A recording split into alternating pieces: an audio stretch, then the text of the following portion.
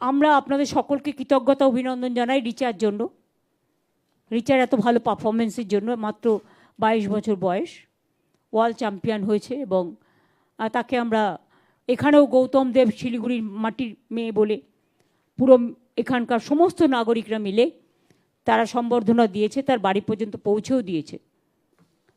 আমরাও দিয়েছি, সিএবি আমাকে ইনভাইট করেছিল, সিএবির পক্ষ থেকে এবং পশ্চিমবঙ্গ সরকারের পক্ষ থেকে আমরাও দিয়েছি।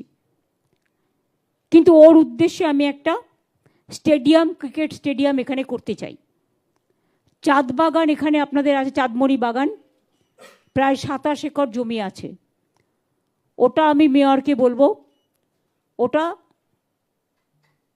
ক্রিকেট স্টেডিয়াম করবার জন্য, এবং এই ক্রিকেট স্টেডিয়ামটা রিচা ক্রিকেট স্টেডিয়াম করে দেওয়া হোক, যাতে মানুষ ওর পারফরমেন্সটা মনে রাখবে এবং আগামী ভবিষ্যতেও অনেকে এর জন্য অনুপ্রাণিত হবে।